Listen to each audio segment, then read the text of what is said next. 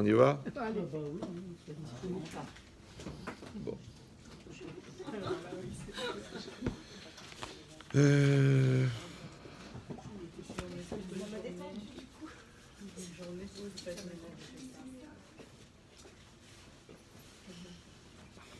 Alors c'est marqué dans la Torah. Kol ochel chametz, tout celui qui va manger du chametz, venicheta nefeshaï, va être retranché, cette personne-là, mi-Israël, mi-yom rishon ad yom hashevi, du 1er au 7e jour. On a expliqué déjà quelques dizaines de milliers de fois que la Torah, elle interdit de manger le chametz à Pessah, et elle oblige à manger la matzah. Maintenant, n'importe quelle personne qui a déjà pétri du pain, elle sait que la seule manière de manger de la matzah, c'est de ne pas manger du chametz. Parce que une pâte, elle est ou chametz ou matzah. D'accord? Ça veut dire qu'une pâte, elle est pas fermentée, ou elle est fermentée. Ça donne un peu la réalité du monde. Que dans la vie, il y a le bien, il y a le mal. D'accord? Il y a le vrai, il y a le faux. Il y a ce qui fait avancer, il y a ce qui fait reculer. Mais d'accepter que le statut de neutre n'existe pas. Et que les choses, qu'on le veuille ou non, elles sont toujours en évolution. Maintenant, en évolution positive ou en évolution négative. Et si quelqu'un il va dire non, moi vous savez, les gens ils disent je me suis mis en stand-by, j'ai pris du recul, je préfère ne pas décider. Et ça, c'est une erreur malheureusement trop répandue. C'est que les gens croient que tant qu'ils n'ont pas décidé, la situation n'évolue pas. Non, la situation elle évolue. Les enfants ils grandissent, la femme elle grossit. Je veux dire, c'est des choses qui... C'est un exemple. On ne prend pas une décision, c'est aussi prendre des décisions. C'est ça la non-décision. Le non-choix. C'est ce qui génère le stress d'ailleurs. Là-bas, on les met même en boîte, les non-choix. D'accord? Mais c'est ça l'idée. C'est que quand je crée une situation, n'importe laquelle, ouais, automatiquement, elle démarre. Elle est dans le mouvement. D'accord? Pour ça que je vous ai expliqué plusieurs fois que l'eau, indépendamment, c'est quelque chose de magnifique. La farine, c'est quelque chose de magnifique. Les deux, sous vide, ils peuvent durer 10 000 ans. Mais si vous les mettez ensemble, ça y est, c'est fini, ça démarre. Ouais, comme des gens que vous les voyez, moi je m'étonne tous les jours avec les couples, parce que Blenara, c'est une source d'études infinie pour la compréhension de la société des fourmis. D'accord? C'est de voir comment des gens, séparément, ils sont extraordinaires, et les deux, ils se fracassent. Encore un couple là, que je connais depuis des années, mais je suis fatigué, j'en peux plus. Rabbi Chetri, je l'ai mis dehors, il est fou, il est malade. Et le lendemain, ah bah Hachem, quel mari extraordinaire, quelle joie j'ai de l'avoir. J'en peux plus, moi, je ne pouvais pas m'appeler une fois sur deux juste quand ça va bien. Non, c'est dur à avaler la remma des gens. D'accord? Mais cette idée, c'est quoi? C'est que tu dis, bon, ils connaissent pas les cours, ceux-là, ils connaissent les cours. S'ils ne travaillent pas les midot, ils travaillent les midot. Si bon, ils ont compris la dimension Yetzerara, ils ont compris. La dimension psychiatrique, ils ont compris. Alors, qu'est-ce qui se passe? Qu'est-ce qui se passe? Que quand tu mets l'eau et la farine ensemble, c'est un phénomène. C'est comme ça. Donc, ça veut dire que si quelqu'un il n'est pas en lutte perpétuelle, positive, de maintenir ou un statu quo ou une énergie positive, eh ben, ça va dégénérer. On le répète. Oui, mais enfin, moi j'en connais qui ont bien grandi, qui sont même à la bar mitzvah de leurs petits-enfants, et ils sont encore à la prise de tête encore. Ouais, ah, pourquoi tu as un grand nez? Mais c'est le même, mon chéri. Néanmoins. D'accord? Et pourquoi tu mets les serviettes à droite? Je t'ai déjà dit que c'est à gauche. Mais la semaine dernière, tu m'as dit à gauche, bon, à droite. Bon.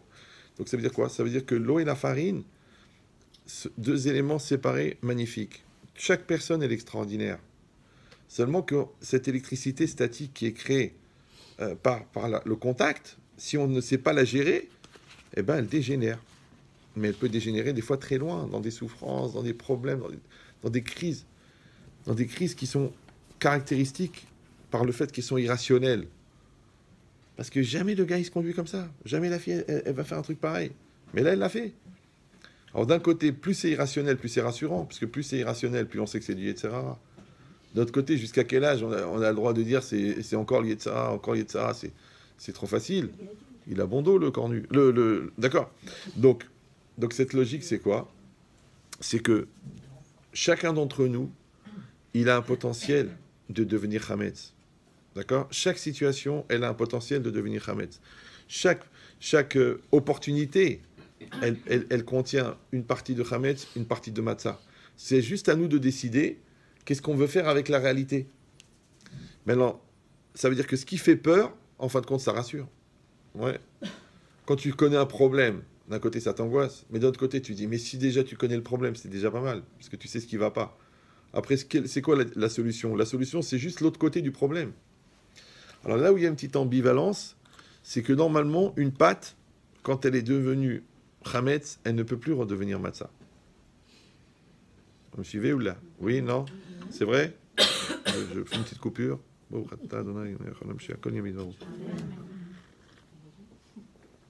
Je bois jamais de café au lait. C'est pour l'apprécier.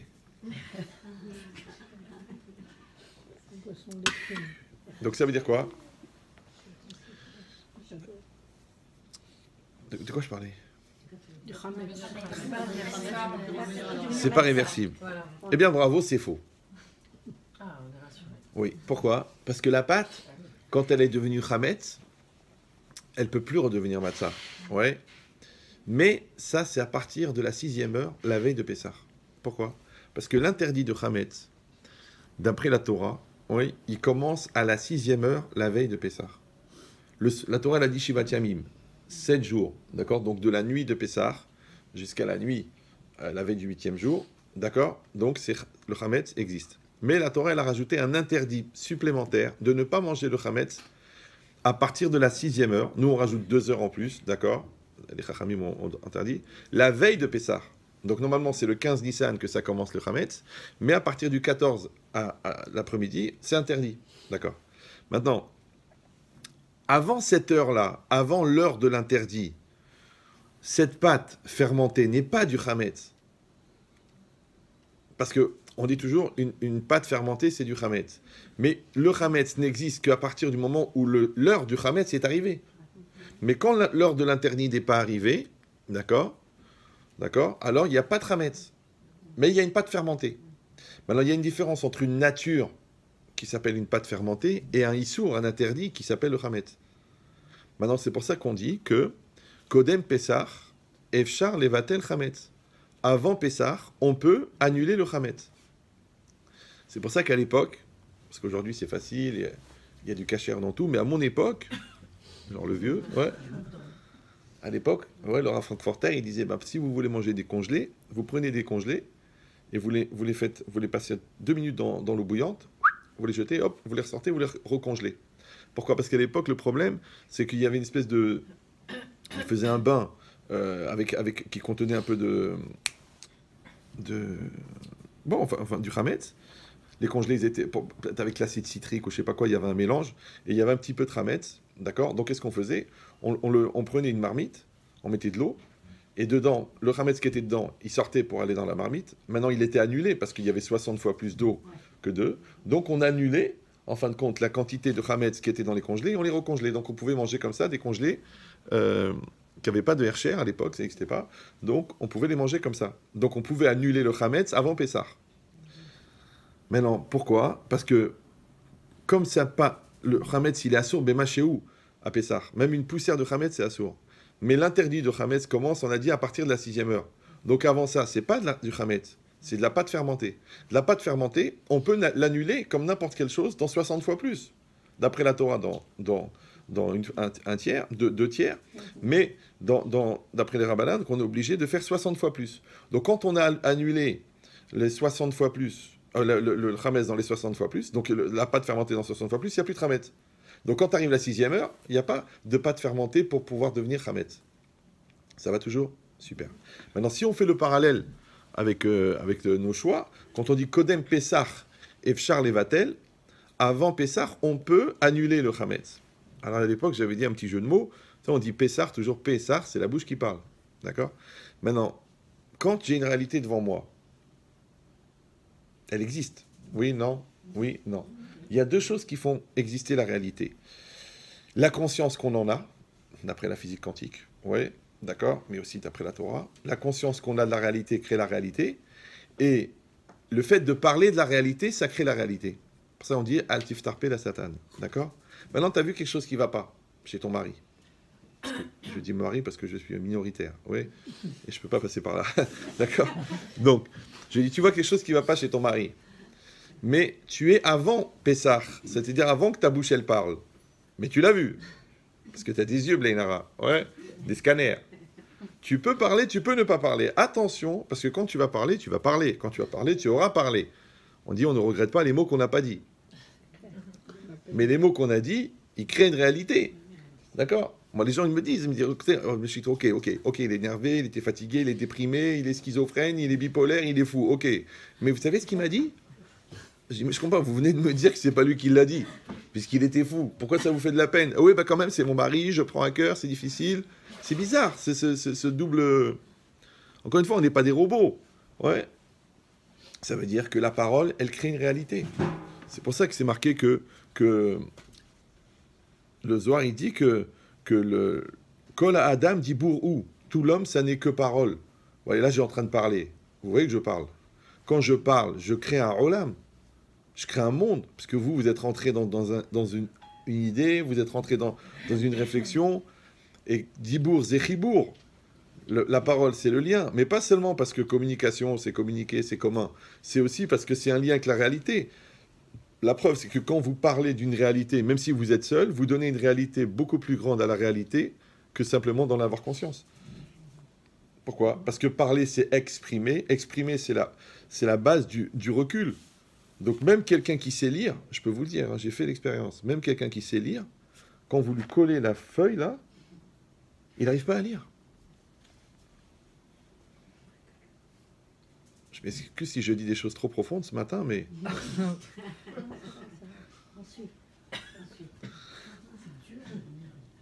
Non, mais ça veut dire... Non, j'ai arrêté de parler au premier degré quand j'avais 8 ans et demi. Donc ne regardez pas les exemples tels qu'ils sont. Parce que ça a l'air comme ça débile. Mais 99% des gens ne prennent pas du recul et ils s'étonnent de ne pas réussir à lire la réalité. Mais c'est un manque de recul. Regarde, elle a grandi ta fille. Ouais. Regarde, le business n'est plus le même. Regarde, les revenus sont pas pareils. Prends du recul. Ah non, moi j'ai besoin, je m'en fiche, tu te débrouilles. Mais mon amour, on gagnait 12 000 euros, maintenant on gagne 483 euros. Tu peux pas dépenser de la même manière. Ah moi tu me saoules, tu me prends pas la tête. Moi mon père il m'a jamais dit ça. Ok, ton père il te l'a pas dit, mais ça fait 48 ans que tu es avec moi, tu n'es plus avec ton père. Ça a l'air débile. Mais les gens ne prennent pas le recul. Donc comme ils ne prennent pas du recul, ils n'arrivent pas à lire la réalité. Parce que tu fais comme ça, tu dis, oh là là, oh. Je sais pas si c'est l'âge, mais effectivement, c'est... Ah bah, merci monsieur l'opticien. L'opticien, c'est celui qui est opticien de chacun d'entre nous. Hachem, qui nous permet de voir clair. Ouais. Il dit, bah, c'est exactement pareil. Que quand la personne, elle a parlé, attention, parce que parler, c'est figer la réalité, mais c'est aussi créer une autre dynamique. Parce que maintenant, il va falloir expliquer, légitimer, justifier, assumer. Qui t'a dit de parler? Maintenant, tant que tu n'as pas parlé, oui, tu peux annuler le Hametz dans 60 fois plus. Si on dit que le Hametz, c'est le côté négatif des choses, donc le 60 fois plus, c'est le positif des choses. Tu vois un défaut chez quelqu'un, libre à toi de faire la liste de tout le positif et d'annuler le négatif dans la masse de positifs. Maintenant, si tu ne trouves pas une majorité de positifs chez la personne que tu as épousée, c'est une vraie question, c'est comment ça se fait que vous êtes encore mariés. Et si tu vas dire oui, mais c'est pas que je vois pas le positif, mais c'est pas important. Ce qui compte, c'est de voir le négatif. Comme à l'époque ta mère, qui a justifié d'ailleurs la pendaison de ton père. D'accord? Mais c'est quoi l'idée? C'est qu'il y aura toujours du négatif. Il y en aura toujours. Ouais, les gens disent Razvé Shalom, Simsilinu, mais ça change rien. D'ailleurs, pire encore, c'est même peut-être ça qui donne le piquant des choses. Parce que c'est ça qui donne les objectifs, c'est ça qui donne les projets, c'est ça qui donne le mouvement. Parce que ce que tu fuis, ça t'aide à définir ce que tu recherches. S'il n'y avait pas de noir, comment on fait ressortir le blanc? C'est écrit noir sur blanc, d'accord? Maintenant, s'il n'y avait pas la Touma, comment on aurait l'idée de se rendre pur? S'il n'y avait pas la colère, comment on apprécierait le calme? S'il n'y avait pas la maladie, comment on connaîtrait la valeur de la santé? Donc, en fin de compte, le Hametz, il a un rôle à jouer. nécessaire. Mais nous, après, c'est seulement comment on se positionne par rapport à lui. Alors, je te dis que quand toi, tu n'as pas parlé encore, tu n'as pas ouvert la bouche, Kodem Pessah, Efchar Levatel. Oui, maintenant, c'est vrai que ça fait du bien de parler. C'est vrai, d'accord? Parce qu'on te le dit, le psychologue l'a expliqué, il faut parler, il faut exprimer, ok. Mais tu dois parler pour résoudre, tu ne dois pas parler pour entretenir. Si tu racontes tes malheurs pour que des gens te disent « Oh, la pauvre, la pauvre, la pauvre, la pauvre », fais attention parce que tu vas avoir un statut national de commémoration de la douleur.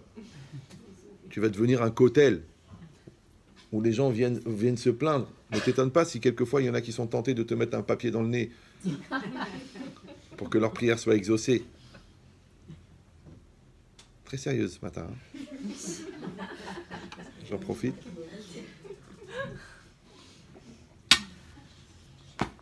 Mais ça veut dire quoi? Mais moi, personnellement, j'entends tellement de malheur que je kiffe la réalité tous les jours. C'est vrai, toutes les minutes, tu reçois un texto, une maman dans le coma, un bébé dans le truc, l'autre il veut divorcer, l'autre c'est le truc, l'autre a découvert que ça, et son père, l'autre... Alors que dire, alors, au Hachem, on est tous des bienheureux en vérité, par rapport à la masse. Ouais. Et je me dis que si on reçoit tous ces textos, ça prouve que chacun d'entre nous, il n'est pas apte à apprécier ce qu'il a. Donc on est obligé de lui rappeler toute la journée. Eh ben, c'est exactement pareil. En fait, on passe notre vie à annuler le Hametz. On passe notre vie à annuler le Hametz. Ouais. Bitul Hametz, on l'annule. Maintenant, on a dit avant Pessah, on peut le faire. C'est-à-dire avant que ta bouche, elle parle, tu peux enrayer une situation, tu peux la détourner. C'est comme les gens qui disent, on a posé un problème. Grave, il y a un problème qui s'est posé. Et moi, toujours, comme vous savez que j'ai un cerveau qui fonctionne un peu trop rapidement, je dis toujours, le mot poser, il me fait penser à poser un avion. D'accord? Quand tu dis l'avion s'est posé, ben, tu sais pareil, poser un problème. Maintenant, c'est un phénomène bizarre. Un avion, il pèse plus de 300 tonnes. Il est posé par terre. Tu peux pas le bouger. Tu peux pas le bouger. C'est pire qu'un... Enfin, tu peux pas. Même pour le faire sortir de son emplacement, il faut un petit camion là, qui va le sortir. Parce que vous savez que les avions n'ont pas de marche arrière. Ce qu'on appelle un psychorigide. D'accord? Donc maintenant, l'avion, quand il est posé, il est très dur à déplacer. Mais quand il est en l'air, un tout petit truc sur le guidon, je ne sais pas comment ça s'appelle, ouais, sur le manche, et hop, tu dis, mais tu sais que tu es en train de déplacer 300 tonnes là. Hop, tiens, on se fait un kiff. Bon, ils vont tous vomir à l'arrière, mais ouais.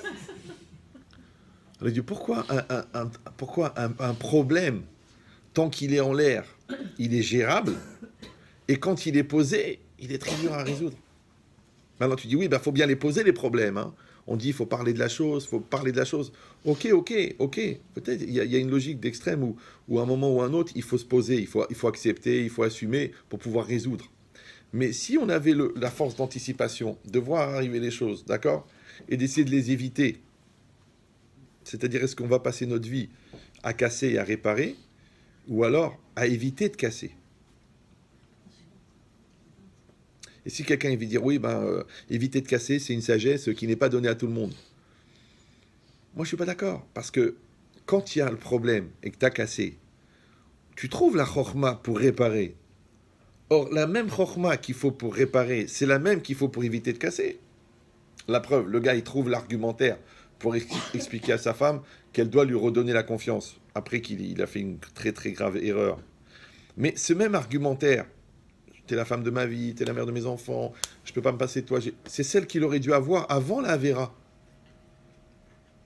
Donc tu vois bien que la sagesse, tu l'as, puisque tu l'as a posteriori. La seule différence entre la sagesse a posteriori et la sagesse a priori, c'est les cicatrices, c'est les blessures et c'est le bris du vase. Le vase, surtout les vases d'origine de Soissons, d'accord? Ils ont été brisés. Maintenant, on peut les recoller. On peut recoller un vase. Il y a des très bonnes colles et tout. Mais un vase brisé, tu ne peux pas l'ouvrir à quelqu'un que tu aimes. Parce que toi, tu sais qu'il a été brisé. Alors, un cœur brisé, c'est exactement la même chose. Que si moi, je peux anticiper et réfléchir, comment il faut faire avec cet enfant? Est-ce qu'il faut négliger, et après, quand ça craque, il faut réparer, ou alors essayer d'anticiper? D'accord? C'est pareil. Le couple, les gens disent oui, non, on n'a pas le temps, on n'a pas la tête, ça me saoule. Je crois que je vais faire un truc, organiser un week-end et se faire un truc, un kiff. Ok, alors maintenant, voilà, maintenant il y a une crise, maintenant il y a eu un collègue de travail, maintenant il y a des textos bizarres, et d'un seul coup, alors je me relance dans une logique de reconquête. Mais papa, qui t'avait dit qu'il fallait arrêter la conquête? C'est pareil, l'enfant, tu gardes un contact avec lui. Comment ça va, mon amour? En ce moment, je suis pas la tête, je suis pas bien. J'ai ma mère qui est très malade. Je néglige un peu les enfants. Mais t'as pas compris. Là, tu finis avec une maladie. Là, tu démarres une autre maladie. Là, tu dis, ouais, mais est-ce qu'on peut pas être sur tous les fronts? Qui a dit? Qui c'est qui a dit ça? Ouais, pourquoi? La preuve, c'est que de toute façon, après, tu vas assumer. De toute façon, tu vas assumer. Parce que ça sera la force des choses. Ouais, tu crois que quand tu reviens de l'enterrement, le reste de la famille, elle était en stand-by, elle était au congélateur? Non. L'autre, il a continué à traîner, l'autre, il a rencontré la Goya, l'autre, il a découvert des vitamines illégales. Et toi, tu dis, mais les enfants, vous voyez pas que j'étais pas bien, il fallait vous mettre en stand-by. Il n'y a pas de stand-by. Le monde est condamné à évoluer. L'eau, elle fait son travail dans la farine. Ça travaille, tout travaille. Ça travaille, tout. C'est normal. Et bien, cette logique-là, c'est qu'en fin de compte, si Hachem, il augmente nos fonctions, ça veut dire qu'il augmente nos capacités. Maintenant, le problème, c'est est-ce que nous, on est à la hauteur de ce que Hachem nous propose? C'est-à-dire qu'Hachem ne s'est pas trompé. Il envoie la mission qu'on peut. Comme j'ai expliqué déjà, le chamelier connaît ses chameaux. Mais le chameau a 2 défauts. Premier défaut, il n'accepte pas sa charge. Il la trouve toujours trop lourde. Et deuxième défaut, il regarde la charge de l'autre. Ah, elle a un mari super, l'autre elle a des enfants faciles, l'autre elle a de la chance, l'autre elle mange 9 pizzas, elle maigrit. Toi tu prends un verre d'eau, tu grossis. C'est une très très grave malédiction qui s'appelle la thyroïde, d'accord?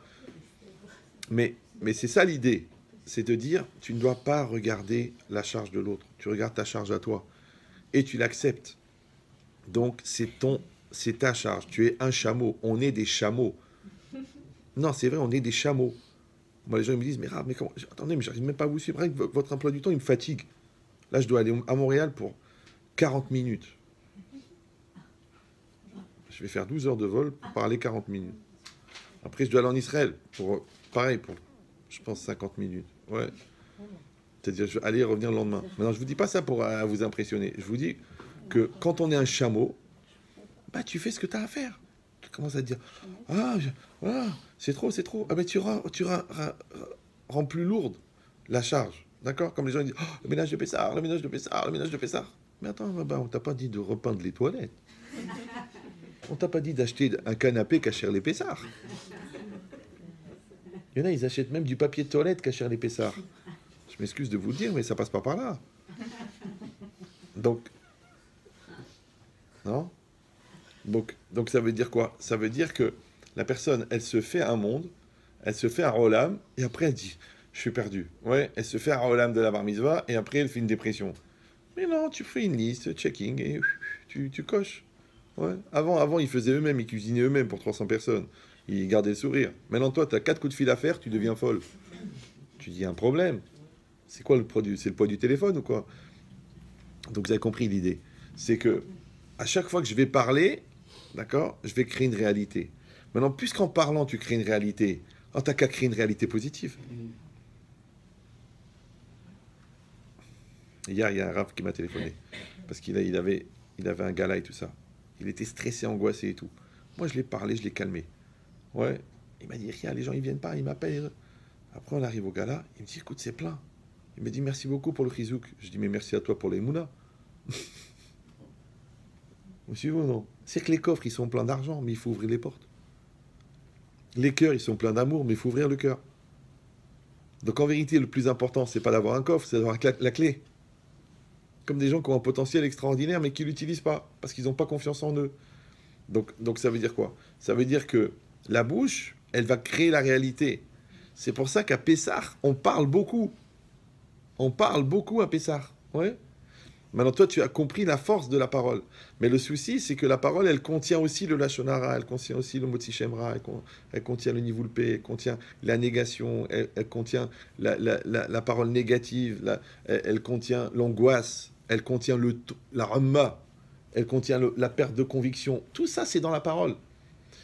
Et comme tout l'homme, ça n'est que parole, et que la parole, c'est quoi? C'est le lien entre ton monde intérieur et ton monde extérieur.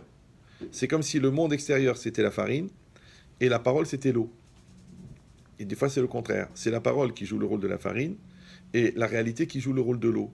Mais la rencontre entre toi et la réalité, ce qu'on appelle en français le souffle, oui, parce que la réalité, elle est là. Et moi, je suis en intérieur. C'est quoi le lien? C'est le souffle.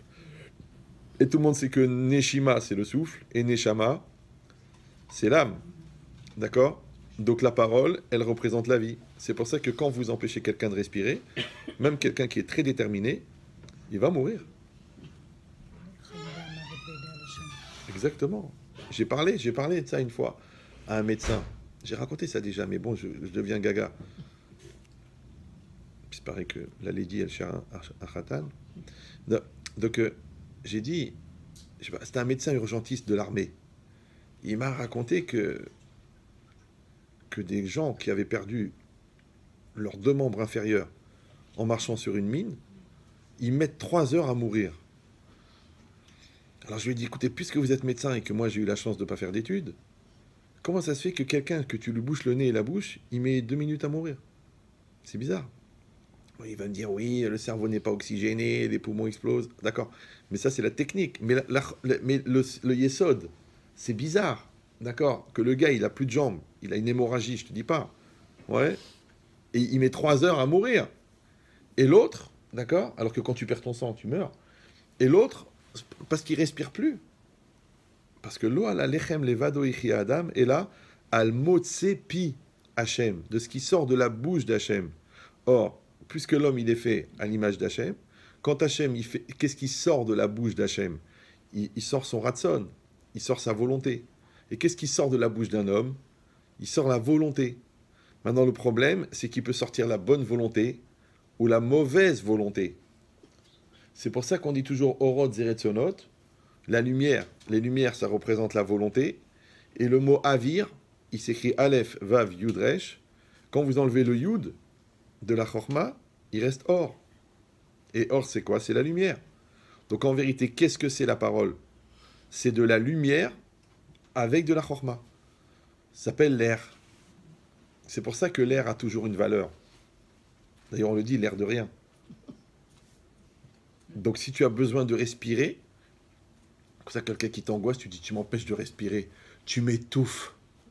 Ouais. Tu me coupes le souffle. Mais quel rapport? Maintenant, je t'angoisse, je te parle mal, je t'insulte. Ça t'empêche de respirer? Ouais, ça empêche de respirer. Pourquoi? Parce qu'encore une fois, respirer, c'est juste la représentativité physique du ribourg, du lien que tu entretiens avec la réalité. Maintenant, ce lien entre toi et le monde, c'est le souffle. Ce lien entre toi et le monde, c'est la parole. Exactement pareil que le geste qui va envoyer la farine dans l'eau, ou l'eau dans la farine. Et ce lien entre les deux, automatiquement, il crée un mouvement, et ce mouvement, on l'a dit, il peut fabriquer ou de la matzah, ou du chametz. Ça s'appelle le libre arbitre en français. Maintenant, quand moi, je prends un potentiel qui s'appelle de la farine, et je mets de l'eau dessus, donc ça s'appelle un effet dynamique. L'eau, elle crée le côté dynamique. D'accord? Des fois, c'est le contraire. C'est que moi, j'ai l'eau, et devant moi, il y a un potentiel en sommeil. Et je mets l'eau dedans. D'accord? Donc, je mets la volonté sur cet enfant, je mets la volonté sur ce magasin, je mets la volonté sur ce projet. Ou le contraire. Il y a quelqu'un qui est plein de dynamique, mais qui n'a pas d'idée. Ou alors qui n'a pas les moyens. Donc, moi, je lui donne la farine, ce qu'on appelle communément le blé. Maintenant, moi, ce blé-là, il était à 1%. Et là, il est passé à 2000% de bénéfices. Pourquoi? Parce que l'autre, il a l'eau. Comme des gens, des fois, tu vois, ils ont du capital, mais ils ne sont pas du tout commercial. L'autre, il est très, très bon commercial, mais il n'a pas le capital. La rencontre entre les deux, elle fait la matzah. Mais attention que dès que tu fabriques la matzah, hop, les intérêts, les trucs, les nerfs, les égos, ah, c'est moi qui fais tout, toi, tu n'as mis que l'argent, hop, il y a du chametz. Donc, dans toute association de shalom, il y a une potentialité de chametz. Maintenant, il y a 2 manières d'éviter que la pâte devienne chametz. Vous le savez, non? Soit, d'éviter. Le temps? Non, le temps, ça évite pas le... Chazak. Voilà les redoublantes. Ouais. Donc, soit de travailler la pâte, soit de la mettre au four.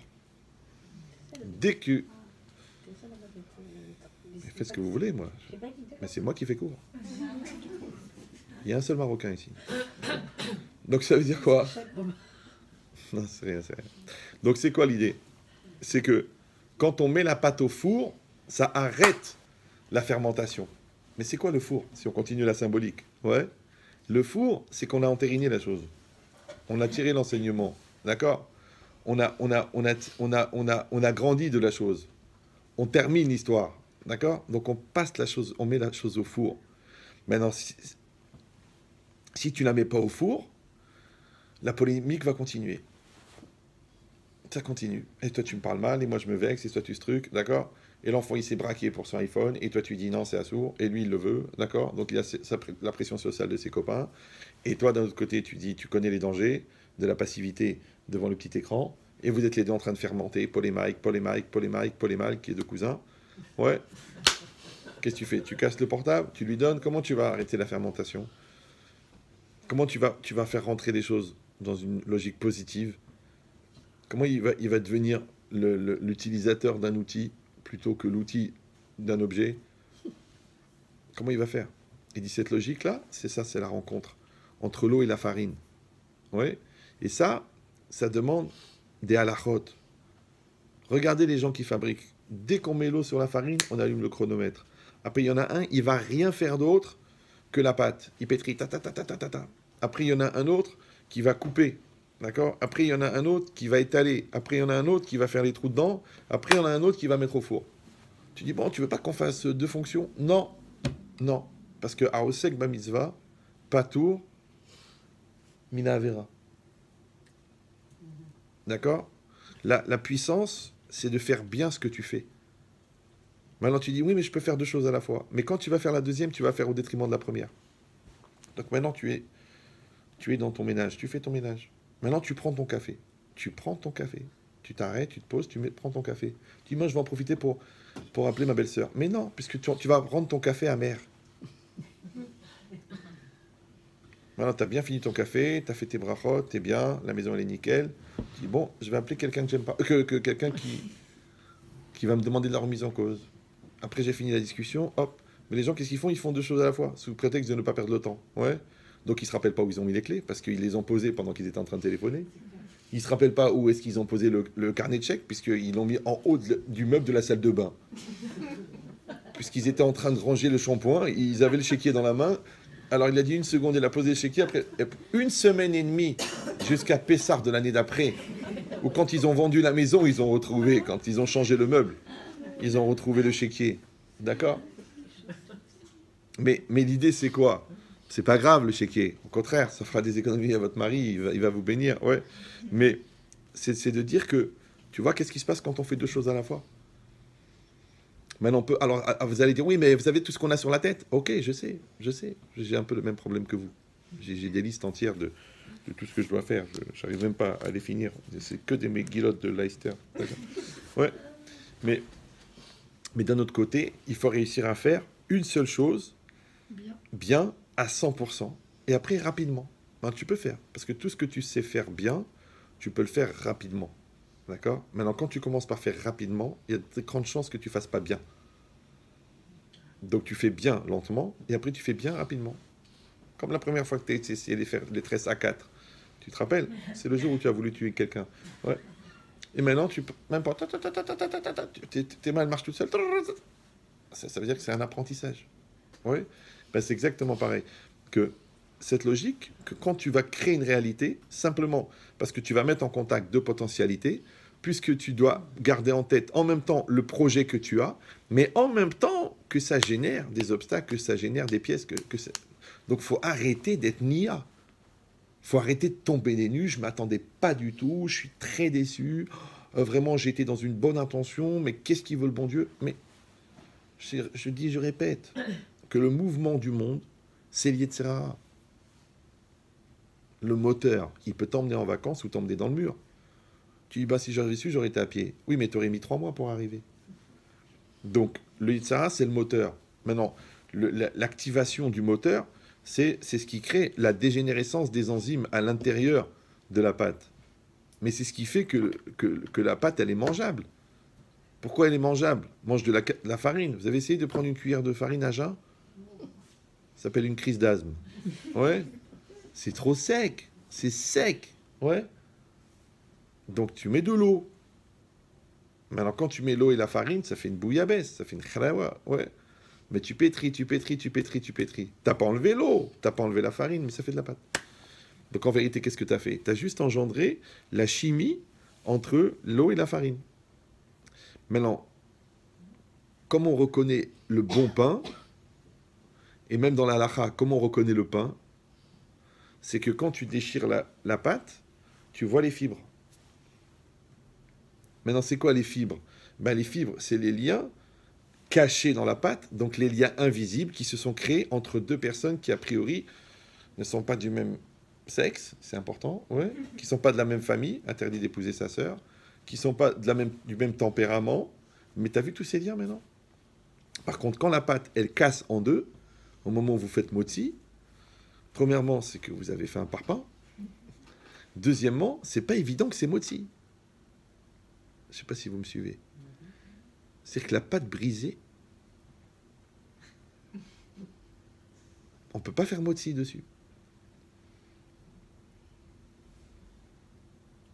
Donc quand on fait une pâte, eh ben, il y a un travail qui est fait, il y a les fibres qui se fabriquent. Et ces liens, c'est les liens, c'est les liens, c'est les liens, c'est les liens. D'accord? Et maintenant, ils sont indissociables.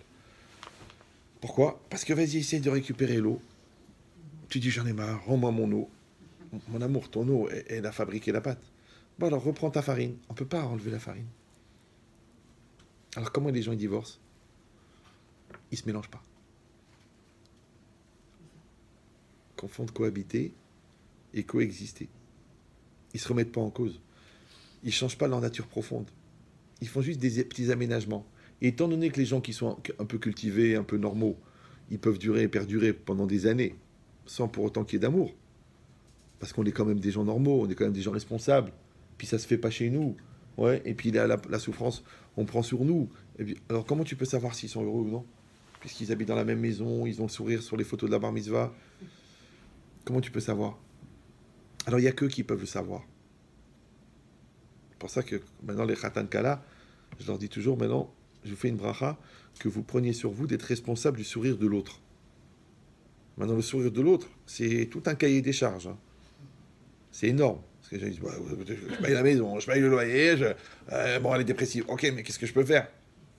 Elle est juste le reflet de ma gueule. Ouais. Et comme disait le proverbe, qu'est-ce qu'elle a ma gueule? Non. Mais c'est ça l'idée. C'est qu'en fin de compte, quand toi tu es responsable du sourire de l'autre, donc tu es dans un engagement perpétuel. Et ben c'est pareil, c'est comme si la farine, elle est responsable de l'eau. Parce que l'eau, elle s'est sacrifiée pour la farine. Ouais. C'est pour ça que la femme a le pleur facile et qu'elle est comparée à l'eau. D'accord? Mais la farine s'est sacrifiée pour l'eau. Parce que la farine, elle aurait gardé tout le blé pour elle. Mais elle est prête à se couper en quatre pour amener le bien dans la maison. Donc c'est pour ça que l'homme, il est comparé au blé, à la farine. Donc le mélange des deux, ça donne une réalité. Après cette réalité, on a dit, c'est ou des phases de mise au four, en fin de compte. D'accord? Ça s'appelle en français des mises au point. Confrontation, contradiction, échange, conciliation, solidarité, finalisation. À chaque fois que tu fais le cycle entier, eh ben, l'opportunité de conflit, elle devient la fabrication d'une matzah. Ou non, toi tu gardes des pâtes à moitié travaillées, des années, après tu ouvres le placard, ça pue, c'est moisi de partout. Tu dis, mais il y a des vers de terre. Eh oui, il y a des vers de terre. Tu dis, mais il y a des parasites, il y a des mouches, il y a des... Mais ça fermente. Et ça serait faire mentir quelqu'un de ne pas l'accepter. Puisque ça fermente. Chacune, elle est partie dans ses réflexions. Il faut arrêter de personnaliser tous les cours comme ça. J'en peux plus avec ce pluriel. Ça va? Bon. Donc c'est ça l'idée. C'est que maintenant, vous avez compris que Attends, on est à peine à 39 minutes, mais combien je vais faire durer la mayonnaise? D'accord? Non, je rigole. Donc cette logique-là, maintenant, vous avez compris maintenant. Il y a de l'eau qui rencontre de la farine, et on crée cette réalité. Maintenant, les halachot, et c'est ça qui est très intéressant, les halachot qu'on doit appliquer, parce qu'on est des Bnei Israël, et religieux en plus, ouais. Donc, les halachot qu'on doit appliquer, en fin de compte, ils vont être les rails par lesquels on va passer pour arriver à un certain résultat. Maintenant, je vais vous dire quelque chose qui est très très violent. Le réseau de voies ferrées ne vous oblige pas à la destination des vacances. Je sais. Parce que si vous me dites, oui, bah alors si les rails sont déjà là, alors en quoi on est libre? C'est vrai que le train, il ne peut pas aller à côté des rails. D'ailleurs, on le dit, il déraille. D'accord? Donc on a des rails qui s'appellent la halakha. On a des rails qui s'appellent nos principes. On a des rails qui s'appellent notre éducation. On a des rails qui s'appellent nos peurs. On a des rails qui s'appellent notre respect ou nos gènes. Nos gènes, dans les deux sens. Ouais. Mais c'est grâce à ces rails-là qu'on part en vacances. C'est grâce à ces rails-là qu'on visite du pays. C'est ça. C'est grâce à ces rails-là qu'on voit des grandes choses. Donc la halakha, en fin de compte, ce sont les rails de la réalité. On n'est pas obligé d'être d'accord. Tu peux décider toi-même. Tu te lèves un matin, tu dis oui, pourquoi je dois subir Yosef Caro et Platon et Freud. Je vais faire mes propres rails. Tu peux le faire. Mais dis-toi bien que déjà là-bas dehors, ça fait déjà 6000 ans qu'ils cherchent les rails, ils n'arrivent pas à trouver. Ils changent tout le temps de rails. Ouais. Maintenant, ils en sont même à aspirer des rails pour te dire le niveau de recherche. Ouais. Ça va? Ça va ou... Je sais, c'est stupéfiant. Mais c'est ça l'idée. Ouais. C'est ça l'idée. Que la Torah, elle est venue, elle t'a donné des rails. Alors d'un côté, pour les gens qui ont de l'orgueil, ça peut créer une forme de frustration parce que moi j'ai besoin de personne et je me débrouille tout seul. Ou les gens qui sont un peu malins, mais ça les rassure. Ouais, comme toi, quand tu traverses un pont au-dessus d'un fleuve déchaîné de l'Amazonie, tu es content qu'il y ait des parapets. Et tu les tiens de chaque côté. Tu dis non, je n'ai pas besoin, je n'ai pas besoin. Eh, vas-y, plonge. C'est normal. Donc cette logique-là, où on traverse la réalité avec des rails, on marche sur quelque chose qui est posé, et ces rails-là, ils ont 3500 ans, ils ont produit des millions et des millions de tzadikim, donc en vérité, on est rassuré par les rails. Et bien les rails, c'est ce qui permet de se déplacer dans le monde, ce qu'on appelle halakha, altikre alichot, et là, halakha, ou bechukotai telechu, vous irez dans mes lois. Donc en fin de compte, la halakha, elle permet ça. Alors c'est pareil maintenant, si tu prends les halachot et tu appliques les halachot, parce qu'on va faire bien les halachot de Pessah, les halachot du nettoyage, la bracha sur le biour, on va tout faire. Mais qu'est-ce qui nous empêche, en parallèle, d'accord, en même temps, de donner un sens pour vivre cette halakha-là dans notre quotidien? Parce que si au moment où vous êtes en train d'écrire la dictée, au-delà du fait que vous essayez d'avoir une bonne note, de suivre les consignes du professeur, en même temps, vous êtes en train de créer chez vous la discipline existentielle de maîtriser les erreurs en même temps que vous créez votre réalité. C'est ça une dictée, non? Vous avez fait des dictées déjà? Oui? Moi, j'ai travaillé 3 ans pour pas faire de brouillon. Les gars, ils me disaient, mais de toute façon, tu as le droit de faire un brouillon. Je dis, mais parce que je veux pas que mon premier mariage, il soit le brouillon du deuxième. Et je veux pas que la deuxième phrase, elle vienne pour réparer la première. Et je veux pas qu'après l'engueulade, dire « j'aurais dû lui dire ». Alors quoi, c'était le brouillon avant. Donc il faut que dans ton élan existentiel, les critères de perfection ont fait que tu as dit ce que tu voulais dire. Et c'est bien. Ou non, tu vas passer ta vie à dire « j'aurais dû lui dire ». Ouais, et que tu savais ce que tu devais savoir. Sinon, tu vas attraper une très grave maladie qui s'appelle « si j'avais su ». Non, tu ne peux pas passer ta vie à refaire les examens. Je sais que c'est rassurant de se dire « tiens, je vais faire l'examen de passage en CM1 à 48 ans ». Avec l'espoir de le réussir, parce qu'imagine la frustration de le rater. Ouais, mais on ne peut pas faire comme ça. On est obligé de voir devant. Maintenant, le problème, c'est que pour voir devant, il faut que tu aies déjà fabriqué ton avenir virtuel dans lequel tu vas inscrire ta réalité. Et ça, pour ça, il faut l'anticipation. Maintenant, comment elle s'appelle l'anticipation? Elle s'appelle l'halakha. Donc, on a déjà les règles. Maintenant, qu'est-ce que tu vas faire avec la halakha? Ouais, on t'a dit comment il faut construire un foyer. Maintenant, ce foyer-là, ça va être le Gehinam ou le Gan Eden. Mais les règles, tu les as. D'accord? On t'a dit quel genre de matériaux il faut pour avoir une maison solide. Maintenant, tu es prêt à payer le prix ou non? Tu dis non, je ne veux pas payer, c'est trop cher. Bon, bah, tu vas payer les réparations. Mais c'est plus cher. Parce que refaire le travail, c'est toujours plus cher que de faire bien le travail. C'est exactement pareil. Prends le temps pour l'éducation. Mais j'ai pas la tête, j'ai des soucis en ce moment. Bon, alors fais-toi les soucis maintenant qui sont grands. Toute la vie, c'est comme ça. Donc ça veut dire que quand nous, on va lire les halachot de Pessah, en fin de compte, on va lire les outils qui sont nécessaires pour avoir une application profonde et réelle de notre réalité. Donc quand la Torah elle est venue, elle a dit qu'on ne doit pas manger le chametz. Quand la Torah elle est venue, elle a dit qu'on ne doit pas profiter du chametz, on ne doit pas posséder le chametz. Donc elle nous a donné des règles. Ces règles fondées sur quelque chose qui a priori, dans la rationalité du monde, est très difficile à comprendre. Parce que tu peux dire, bon, le cochon, ça amène des maladies, la nida, c'est dangereux pour la femme d'avoir des relations pendant ce temps-là. Tu peux dire, le shatnez, c'est cancérigène, le lait et la viande cuit, c'est cancérigène. Mais qu'est-ce que tu vas dire des bislis et de la baguette fraîche? Pourquoi c'est tellement grave? Oui. Alors, en fait, ce qu'il y a de grave dans le chametz, c'est le chametz. Vous me suivez ou... Ça veut dire qu'il n'y a rien de grave dans le chametz, sauf que c'est interdit. Donc ça va devenir un catalyseur de Hirat Shamayim. Alors que le cochon, c'est sur toute l'année. Imagine la Torah, elle aurait dit, pendant toute l'année, vous ne mangerez pas du cochon, mais pendant 8 jours, c'est une mitzvah. Tu peux pas, tu dis, allez, reprends des lardons. Oh non, je peux plus.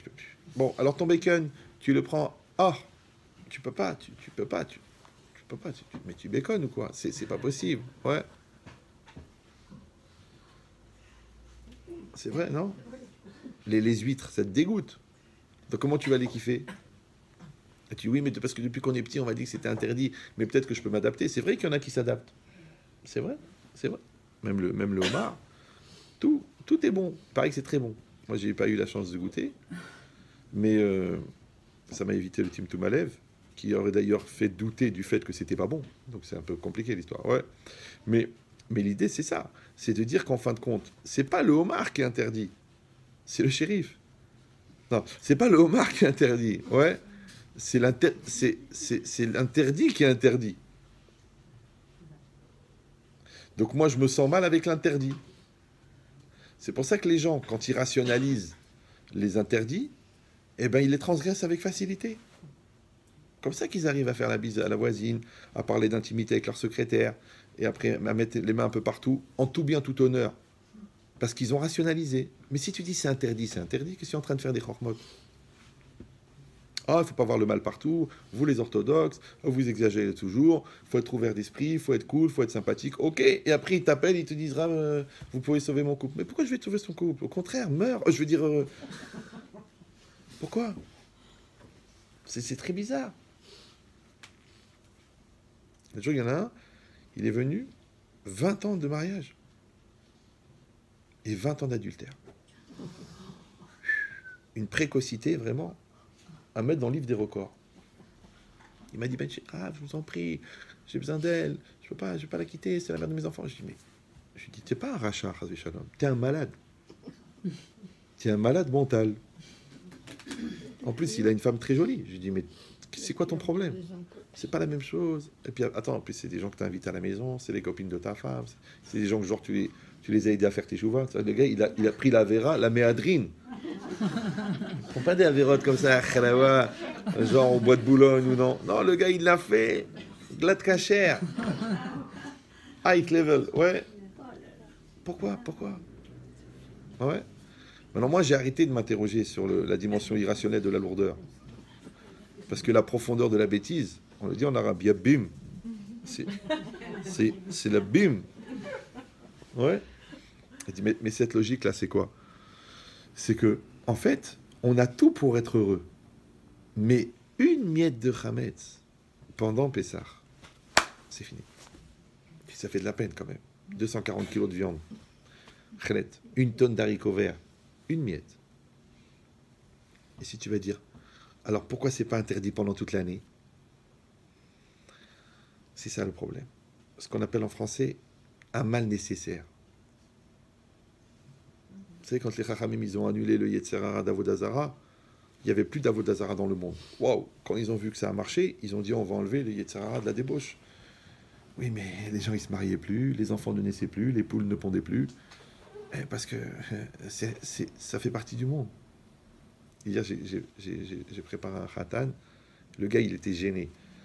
Pourtant, je sais qu'il a tout vécu, le gars. Mais quand c'est un rabbin qui lui parle de choses intimes, il est mal. Mais moi, je préfère être clair. Parce que les ambiguïtés, dans ces cas-là, elles peuvent même poser des problèmes d'orientation géographique. D'accord?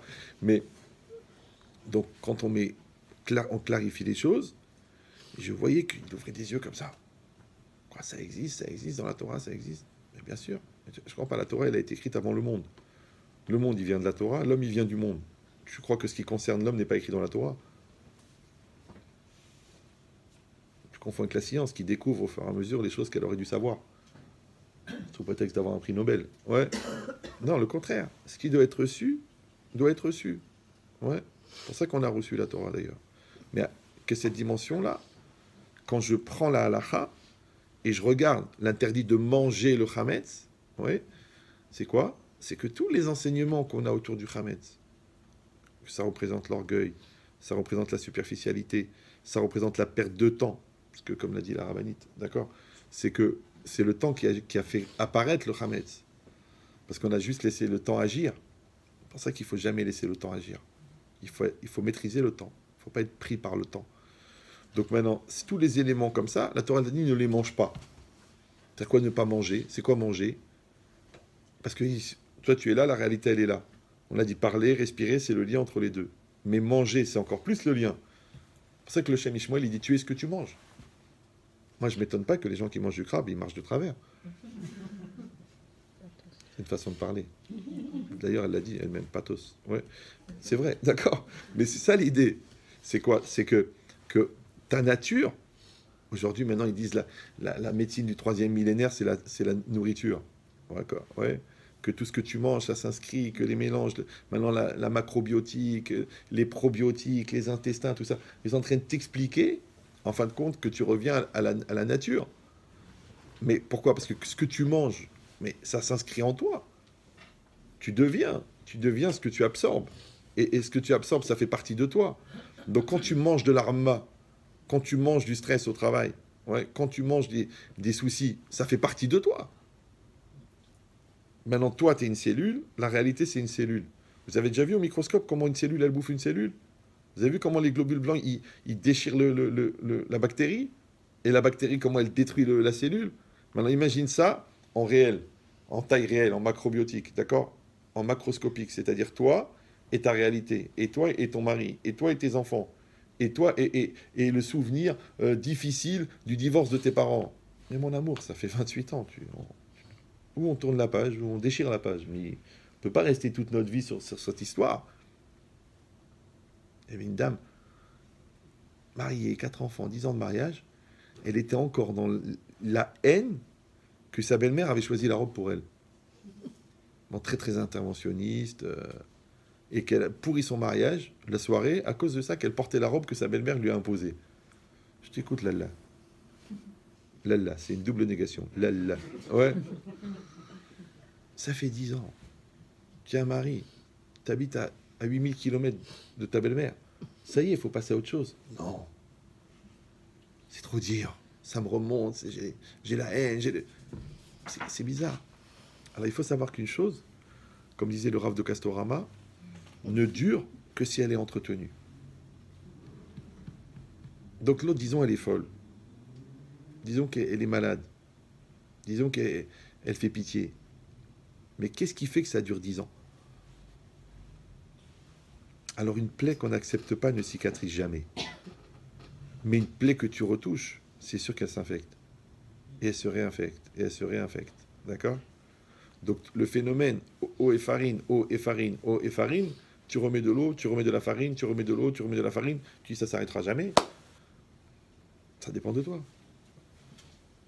Maintenant, cette réalité-là, qui existe, on a dit puisqu'elle est nécessaire, parce que sans Yetzirara, il n'y aurait pas de sadikim. Ouais.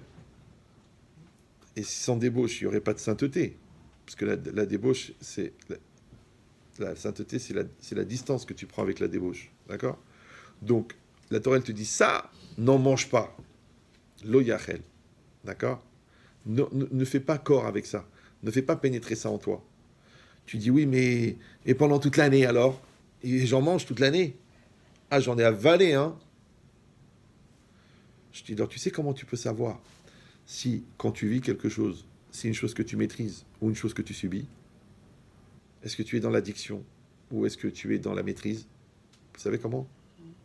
Si tu peux t'en passer pendant une semaine. Si tu es capable de dire non. D'accord? Un fumeur, c'est pas quelqu'un qui fume. C'est quelqu'un que la cigarette le consume. Mais si le gars, il s'arrête quand il veut, c'est pas un fumeur. Mais la Torah, elle te dit, 8 jours, pas une miette. T'es prêt ou non? C'est pas évident, j'ai peur de m'engager, et si j'y arrive pas, et j'ai pas le niveau, vous savez, je suis plein d'incohérences. Je te dis, machéo, tu te débrouilles. Une miette, il n'y en a pas. Tu peux faire ça ou non? Tu dis, j'y arrive pas. Alors c'est marqué, Veni cheta anefesha imi Israël. Ouais, il sera excommunié. Vous savez, karet, vous savez ce que c'est karet? Karet, c'est... Non, c'est karet tes bêtises. C'est le film, il est terminé, là. On débranche la prise. On ferme le magasin, on dépose le bilan. Parce qu'une personne, j'ai expliqué déjà 1 million de fois, c'est une personne physique, qui a un corps. Le corps, il est rempli de l'aneshama.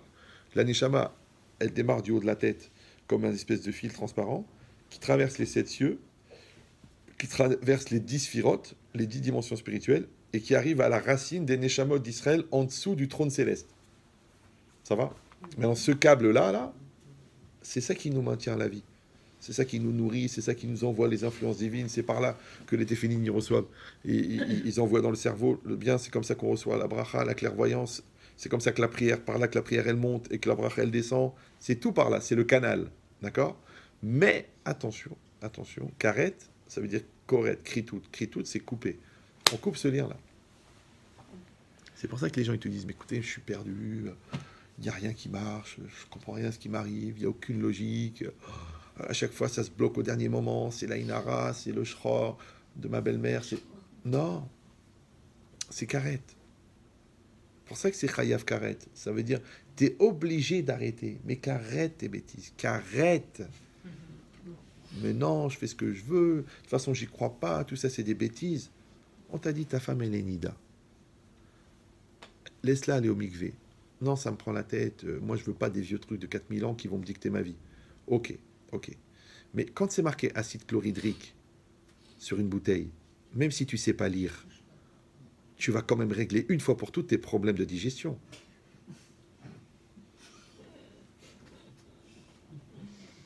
C'est clair?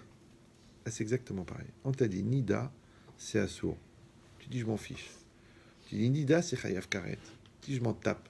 Tu dis mais Nida, c'est 650 jours de jeûne pour expier une relation. Donc tu peux arrêter What Watchers. Tu dis oui, mais je suis pas religieux.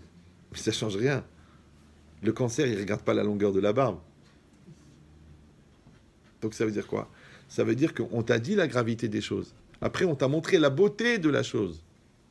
Que ta femme, en fin de compte, tu la préserves. Parce qu'ils ont vu que dans la population féminine juive, il n'y avait pratiquement pas de cancer du vagin. Pourquoi? Parce que les muqueuses, à ce moment-là, au moment des règles, elles sont fragiles. Et le frottement génère les tumeurs.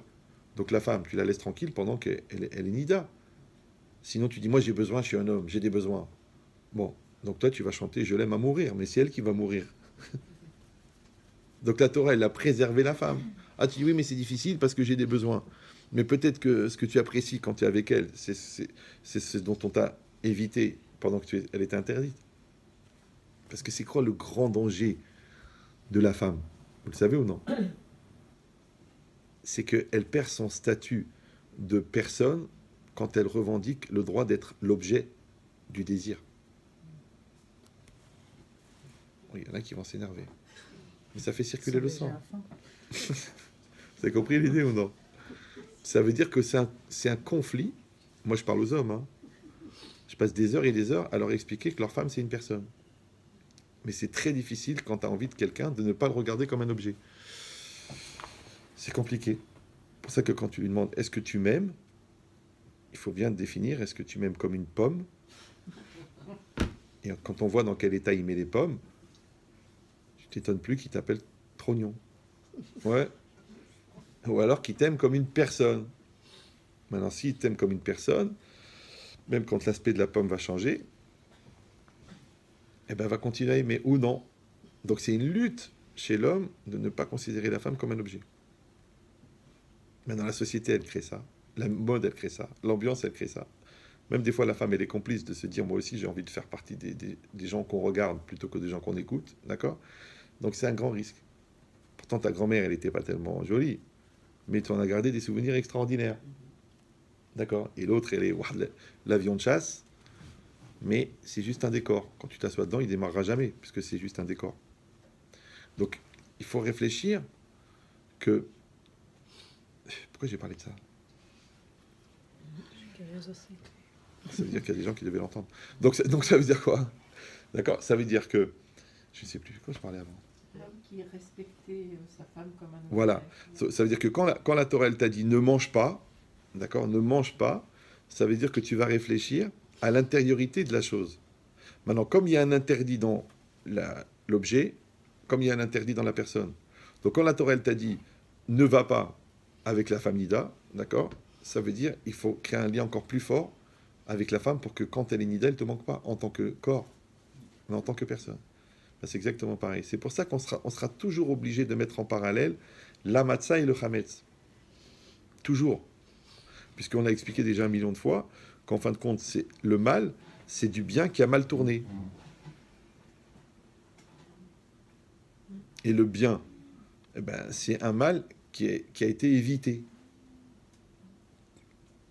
Donc si on est dans cette logique-là, quand on dit, la Torah te dit ne mange pas, d'accord, pour savoir si tu es en train de manger ou d'être mangé, c'est seulement si tu es capable de t'en débarrasser pendant une semaine, de plus être dépendant.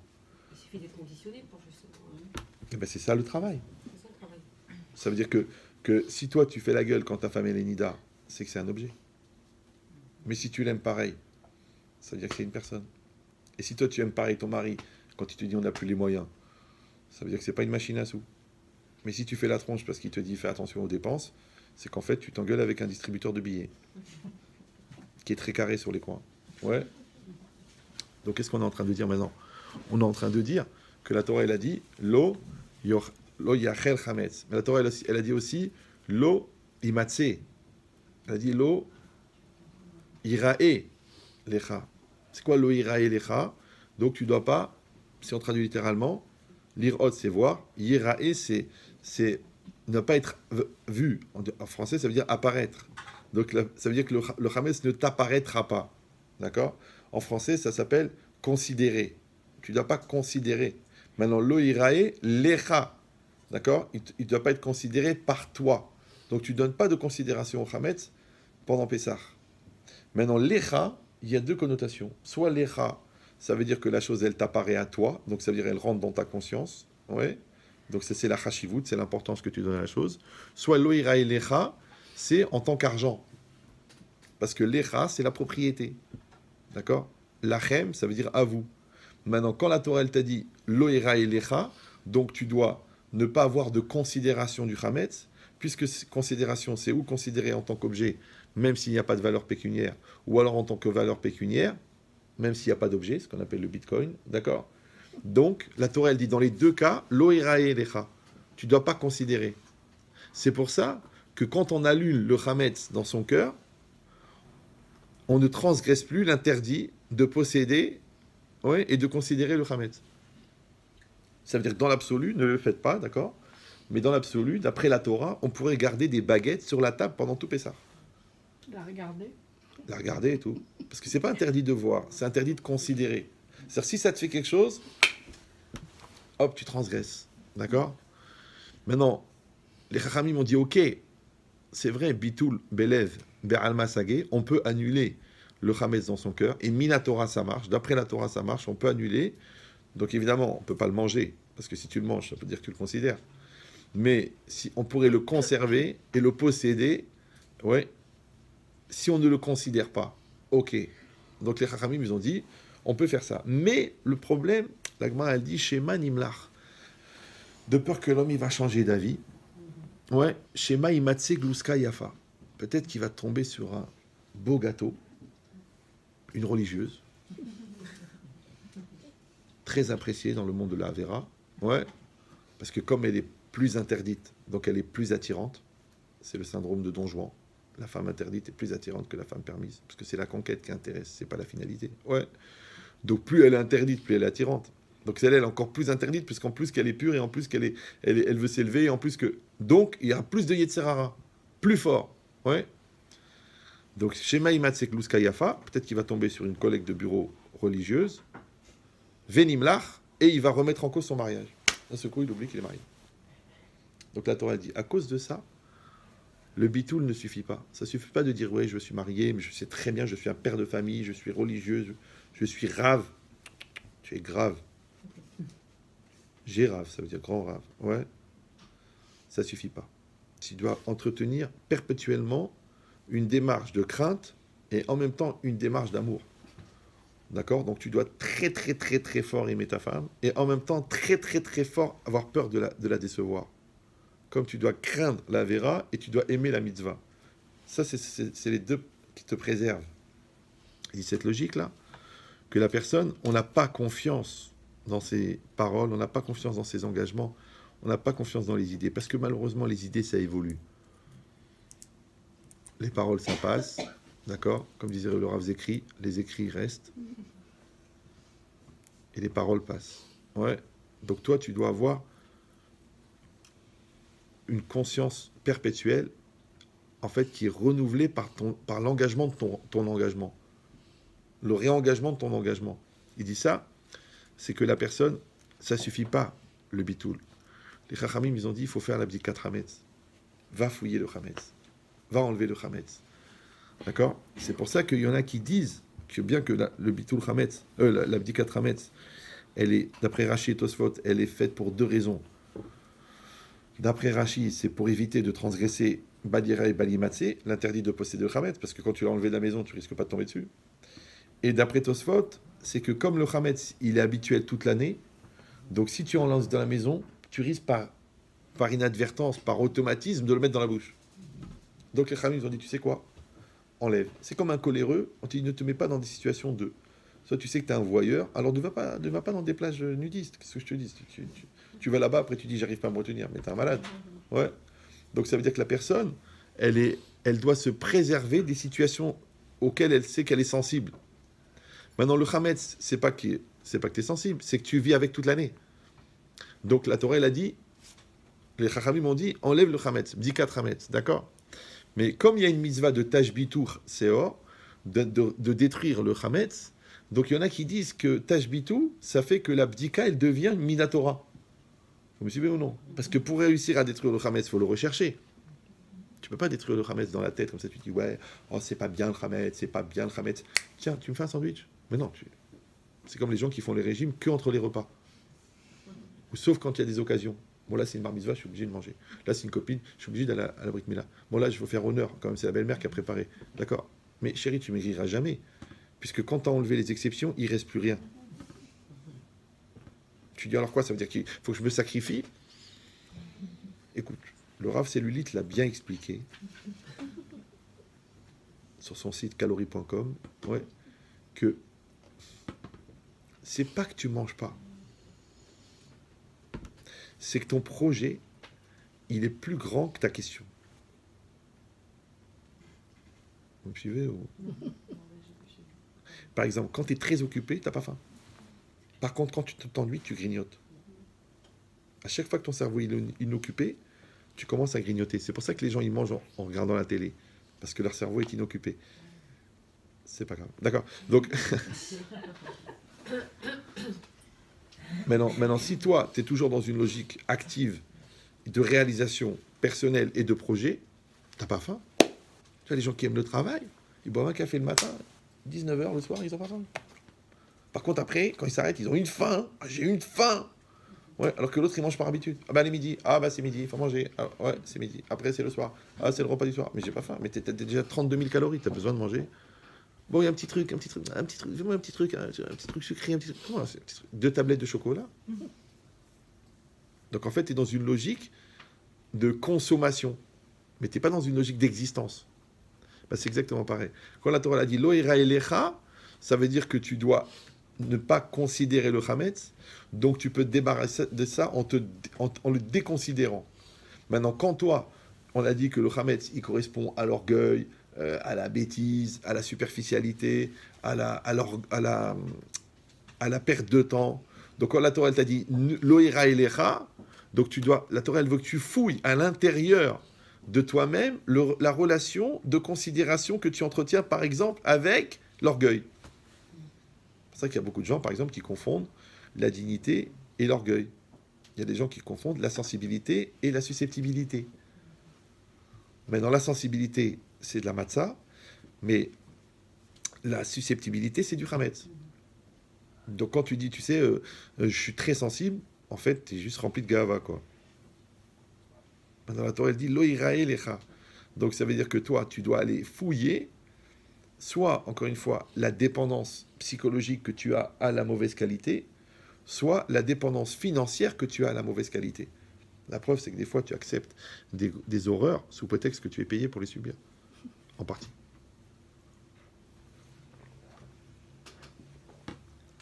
Café froid. Je vous refais un chaud. Non, et ouais, combien? Je vais devenir une cafetière. Si c'est cette logique-là, donc la Torah, elle a dit l'interdit de considérer la chose.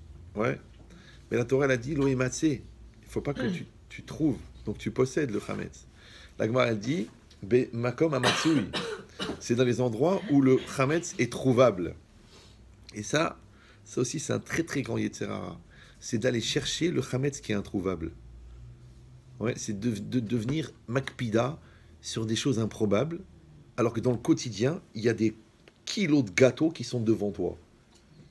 Vous me suivez ou non? Tu t'intéresses à l'allusion que l'autre elle a faite dans un regard qui sous-entendrait une forme de lachonara, mais alors que toi, tu en as fait un balèze de 800 grammes, un beau lachonara, tu dis, mais il faut chercher le chametz bemakom amatsui. D'accord?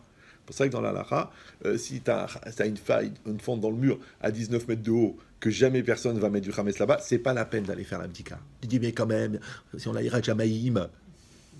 Mais si tu as Hirat Shamaïm, tu t'habilles bien. Si tu as Hirat Shamaïm, tu fais attention à ce que tu manges.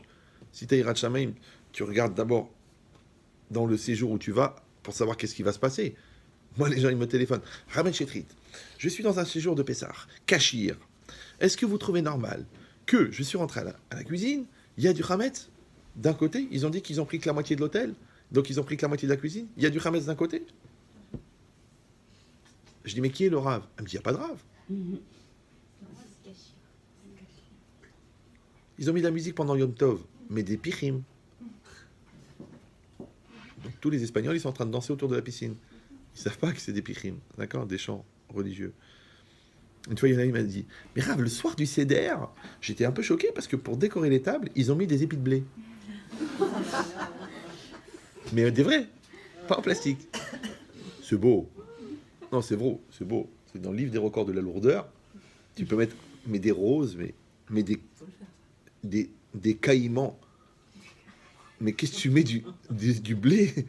Bon, c'est vrai que dans l'absolu, si ça n'a pas été fermenté, si le blé n'a pas été mouillé, ça pourrait être caché, ouais. Mais quand même l'esprit, c'est un peu bizarre, non? De mettre, si tu mets une baguette en plastique pour décorer la table, c'est du plastique, ok, mais c'est Pessah quand même. Donc la logique ici, que la personne au fond, elle se retrouve dans une situation, genre parce qu'elle n'a pas vérifié, parce qu'elle n'a pas fait attention, parce qu'elle n'a pas fait... Ouais. Alors qu'est-ce que tu veux faire maintenant? Eh ben, c'est la même logique. Loïmatselecha, ça veut dire qu'il ne doit pas être trouvable, ouais, le chametz. Donc il ne doit pas être dans une situation de proximité. Donc quand tu fais le ménage dans ta maison, eh ben, quand tu enlèves le chametz de ta maison, eh ben, profites-en. Si tu vois des revues un peu bizarres, balance-les, d'accord? Et si tu vois des cassettes un peu bizarres, balance-les. Fais le ménage de Pessah. Mais en même temps que tu fouilles dans le placard, tu fouilles dans tes placards à toi. Ouais, enlève la bêtise, la lourdeur, l'incohérence, frotte. Ah, tu dis, ouais, mais c'est des choses auxquelles je suis attaché depuis longtemps. Oui, alors quand tu frottes la marmite, frotte la mauvaise mida, d'accord? Ça veut dire que tu enlèves l'orgueil, tu enlèves la bêtise, tu enlèves... Donc tu es en auto-analyse, et en même temps en introspection, et en même temps en prendre sur soi, et en même temps en nettoyage. Pourquoi? Parce que quand on fait la bracha, le soir de l'abdika, on dit Asher Kedeshanu Bemizvot Avetivanu al Biur Chametz. Que Hachem nous a ordonné de détruire le Chametz. Et c'est vrai que la mitzvah, c'est la destruction du Chametz. Mais nous, on fait cette bracha avant de rechercher le Chametz. C'est très bizarre. Parce qu'il y a, justement, dans la Gemara dans Psachim, il y a toute une discussion pour dire que la bracha, on doit toujours la faire au vers la siatan. Par exemple, tu ne peux pas faire la bracha maintenant et mettre les tefilines dans 4 heures. Tu me fais la bracha juste avant les tefilines. Tu fais un netiat yadayim, juste après que tu t'es lavé les mains. Tu fais un moti et tu manges le pain. Tu dis, non, je fais un moti pour demain, on ne sait jamais si j'oublie. Mais tu ne peux pas, parce que ça doit être collé. Donc, la destruction du Chametz, on va la faire que le lendemain matin. Alors, comment ça se fait que la veille, on fait la bracha al biur Chametz? On aurait dû faire al bdikat Chametz, Asher Kedeshanu Bemizvot Avetivanu, même si c'est des Rabbanan, al bdikat Chametz, qu'Hachem nous a ordonné la recherche du Chametz. Et le lendemain, on aurait fait la bracha sur la destruction du Chametz. Ça va toujours? D'accord. Premièrement. Deuxièmement, et si on ne trouve pas de Chametz? Alors on a fait une bracha pour rien? Parce que normalement, la maison, elle est bien nettoyée. D'accord? Alors tu dis, oui, tu vas te balader avec les petits bouts de pain. D'accord? Tu vas en laisser. Donc tu en mets 10. D'accord? Après, tu t'en retrouves 12. Tu dis, bon, là, c'est de l'année dernière. D'accord? Mais c'est quoi l'idée? C'est que, en fait, le Ran, il explique que pourquoi est-ce qu'on fait la bracha al biur Chametz sur la destruction du Chametz, alors qu'en fait, on ne va que chercher le Chametz, parce qu'il dit le projet, l'objectif de la recherche, c'est la destruction. Vous suivez ou non? Donc, si vous engagez une thérapie pour aller fouiller dans votre passé et comprendre votre présent, il faut aller au bout. Mais si c'est pour aller fouiller le grenier, sortir les vieilles caisses, et vous dites, ah bah j'en peux plus, je suis dégoûté, c'est tout poussiéreux, ça m'écoeure, et maintenant je sais à qui je vais en vouloir. Mais non, tu fais une thérapie pour aller au bout de la thérapie. Tu fais une thérapie pour te débarrasser de tes vieux démons, pour connaître l'origine de ton problème. Ouais. Mais si tu dis, non, je vais juste fouiller, et comme ça je vais pouvoir accuser quelqu'un, mais ton malaise, il est en plus grand.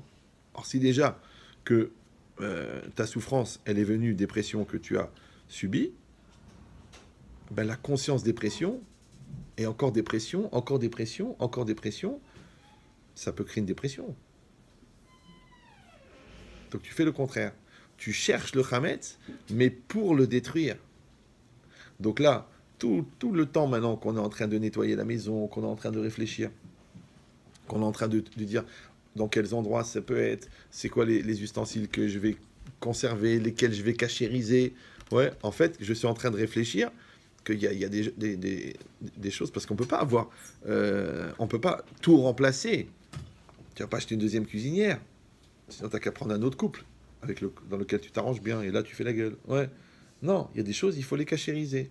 Maintenant, le temps que tu passes à cachériser, en fait, c'est le temps que tu passes à réparer la négligence qui a créé ce que tu as besoin de réparer. Donc cette recherche du Chametz, là, quand elle est faite comme il faut, en fait, elle va donner le résultat que c'est de ce que tu es devenu grâce à ce que tu as fait. Donc c'est normal qu'on fait la bracha al biur Chametz. C'est d'ailleurs pour ça aussi qu'au moment où on brûle le Chametz le lendemain, on doit faire un Yeratzon, d'accord, par rapport au Yetzer Hara. Alors qu'en fin de compte, on a juste cherché des miettes de pain et toujours quand on fait les hôtels, on dit aux gens, essayez de vous débarrasser du maximum de Chametz avant de venir brûler le Chametz. Pour amener un petit peu, parce que c'est un souvenir. Les gens, ils amènent des sandwichs, des baguettes. Tu lui dis, mais on a une demi-heure. Le pain, ça met au moins 2 heures à brûler. On va passer notre journée à mettre du chalumeau. Ben, c'est exactement pareil. Ouais. Tu leur dis aux gens, pendant des années, tu leur dis, travaillez votre couple, évoluez, prenez du temps avec vos enfants, faites attention à votre morale, et il y a un équilibre de vie. Et les gens, au moment de brûler le Chametz, ils arrivent avec des sacs. Tu dis, mais c'est quoi tout ça? Ça, c'est des trucs quand tu avais 4 ans. Ça, c'est quand tu avais 10 ans. Ça, c'était la première année de mariage. Ça fait 28 ans. Ouais. Tu viens avec tout le Chametz, tu dis, alors, hein, qu'est-ce qu'on fait avec tout ce Chametz, hein? En plus, dans ton sac, en général, il y a surtout le Chametz de l'autre. Et ça, je tiens vraiment à ce que vous le reteniez. On ne transgresse pas les interdits de Pessah sur le Chametz de l'autre. Donc, c'est pas la peine de le chercher. Puisqu'il est permis. Vous avez compris ou non? Alors que nous, on est spécialistes du Chametz de l'autre. Je vois le Chametz de l'autre. J'explique le Hametz de l'autre. J'ai même la stratégie pour éliminer le Hametz de l'autre. J'ai même l'analyse psychiatrique du Hametz de l'autre. Mais c'est marqué, le Ira Elecha. Ouais, le Hametz de l'autre, il est permis. Si tu rentres chez quelqu'un qui a tapissé ses murs avec des tranches de pain de campagne, il n'y a pas d'interdit. C'est pas ton Hametz. C'est pas ton Hametz. Non, je sais que ça a l'air débile, mais regardez combien est-ce qu'on est attaché au Hametz de l'autre. Et d'un autre côté, tu dis, bon, mais je comprends pas, le Hametz, c'est du Hametz. Ouais, le Hametz, c'est du Hametz. Alors pourquoi le Hametz de l'autre, il n'est pas interdit? Bah réfléchis. Réfléchis pourquoi?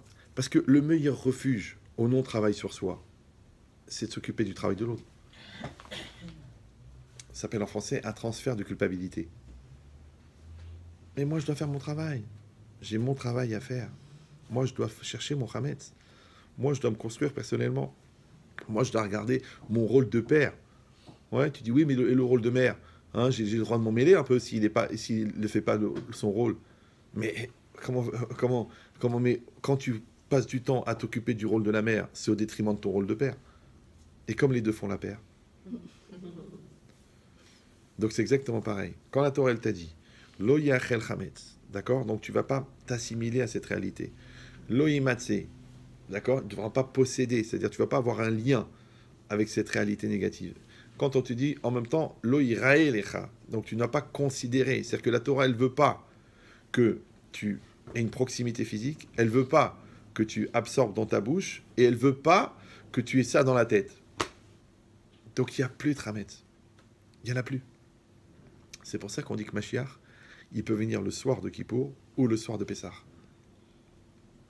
Pourquoi? Parce que la Géoula globale n'est jamais très éloignée du cumul des Géoulotes individuelles. D'accord? C'est que ça va être très difficile de comprendre que si personne ne se libère personnellement, Mashiach, il va venir. Mais il va venir pour qui? Mashiach, il vient parce que chacun, il est dans une dynamique de délivrance individuelle. Après, je peux être aussi intéressé à accompagner l'autre dans sa délivrance, mais ça ne va pas être au détriment de la mienne.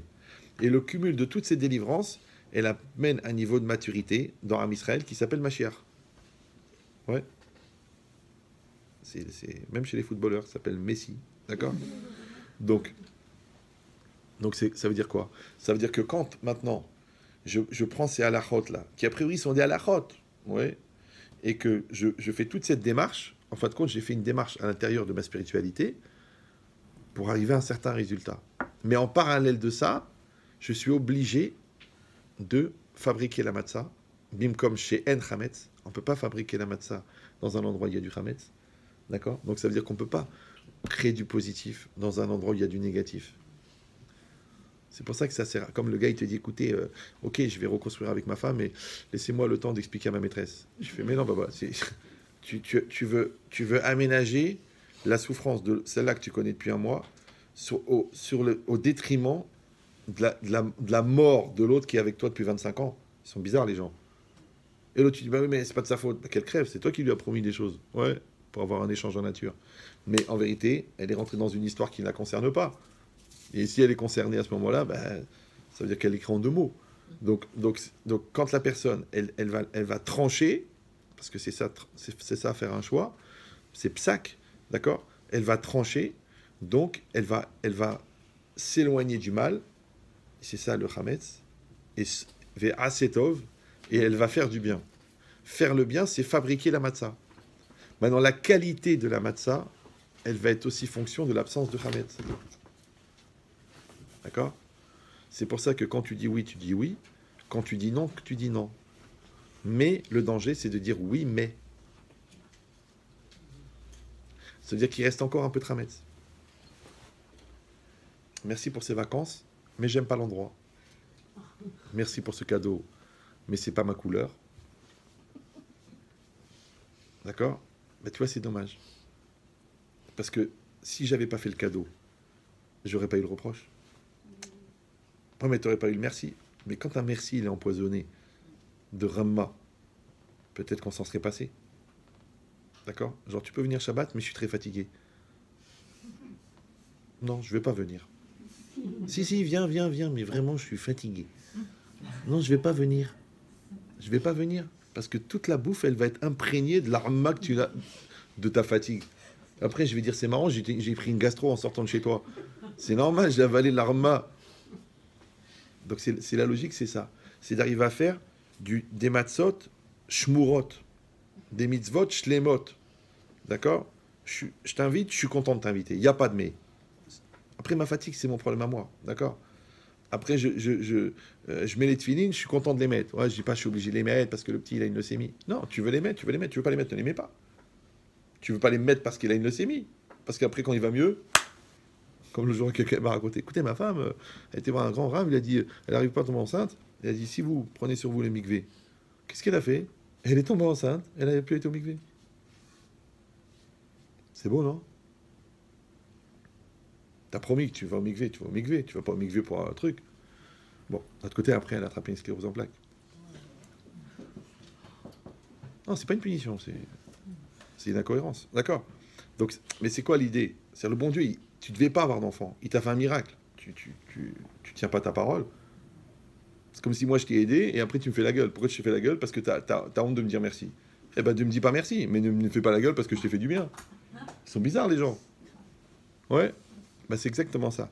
Que si on accepte maintenant tous les interdits qui sont sur le Hametz, ouais, où là la Torah elle te dit Chas v'shalom que tu vas manger, Chas v'shalom que tu vas posséder, Chas v'shalom que tu vas considérer, et là le contraire dans la matzah, il faut manger. Et ça, je sais que je vous l'ai dit l'année dernière, mais je ne peux pas me retenir.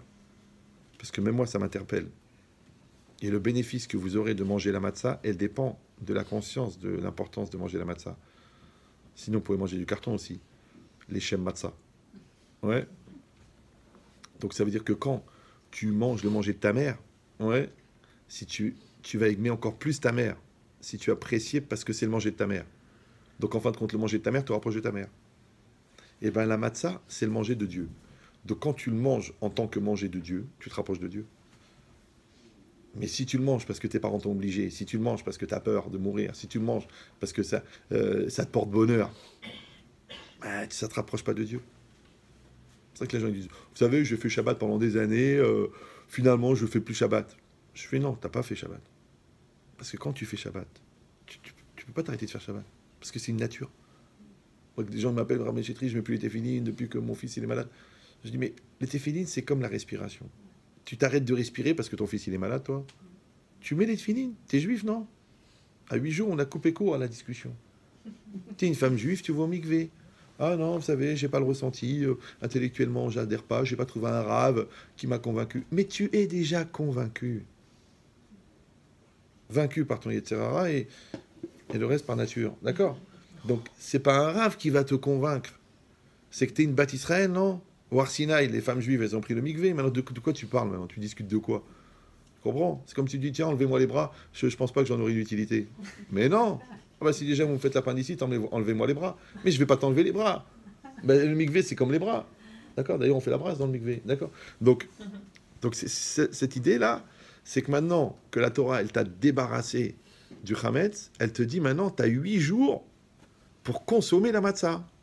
C'est vrai que ça commence le premier soir, mais après, ça va se perpétuer.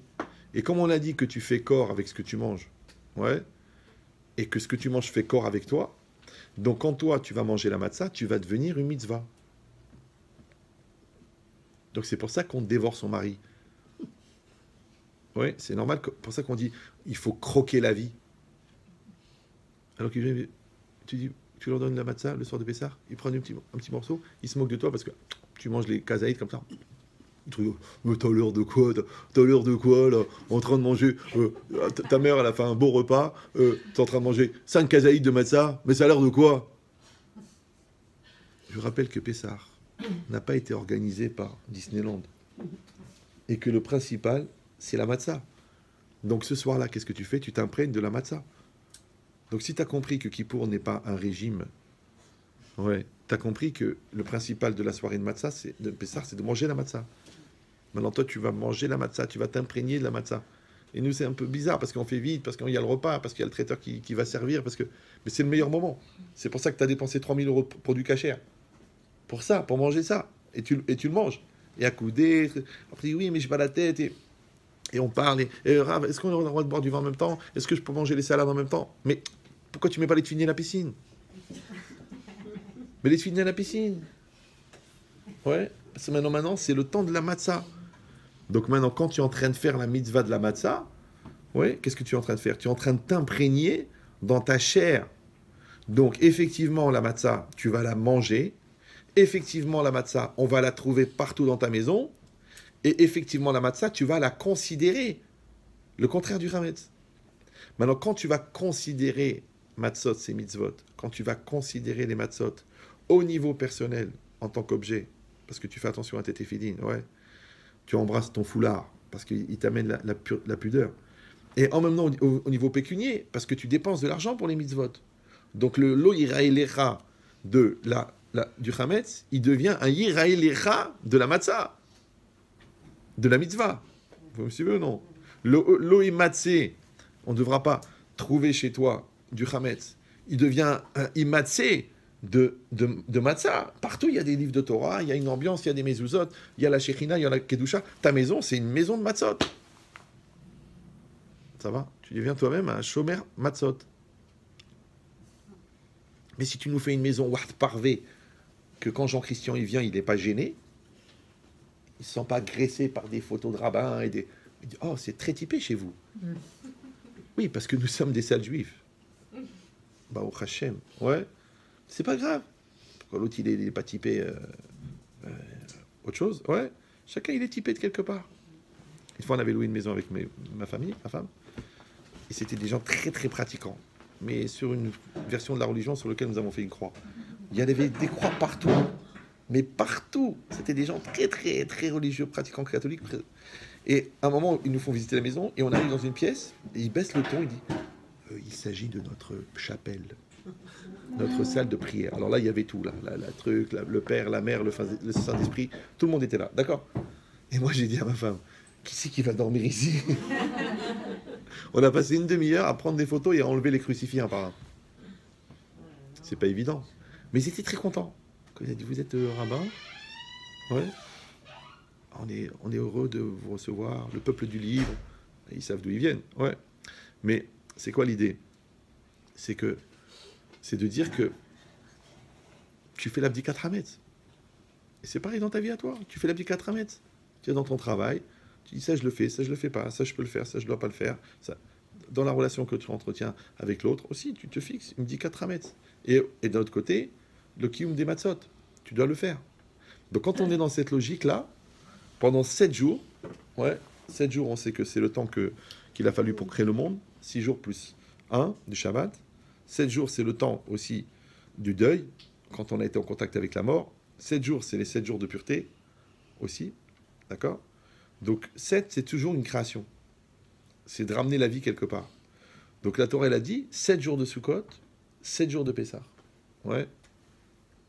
Donc en fait, on prend une énergie extrêmement puissante pendant Sukkot qui nous permet de survivre à une agression matériel jusqu'à Pessah. Et Pessah, on prend une énergie extrêmement forte pour arriver jusqu'à Rosh Hashanah, Kippour, Sukkot. Donc la vie, c'est un cycle. D'accord? Maintenant, la seule différence, c'est que le cycle qu'on a passé avec les slichot et avec Rosh Hashanah, avec la prise de conscience et avec la prise de conscience de la Avera et la tchouva et la crainte et les pleurs de Kippour, on fait exactement la même chose, mais dans le positif. Entre Purim, d'accord, la recherche du Hametz, le soir de Pessah et les 7 jours de Pessah, pour arriver à la Mimouna, d'accord, avec, comme Simchat Torah, avec un niveau de joie et de spiritualité extraordinaire qui va marquer toute l'année à venir. Chazak Baruch. Alors le cours est dédié pour la Refoua Shelema de Chaya Bat Miriam, pour Emmanuel Israq Alexander Ben Yehudit, Chaya Bat Ida, Eva Bat Liliane, Doli Mesodi Bat Robida, Patrice Rachaya Aïcha Bat Hana,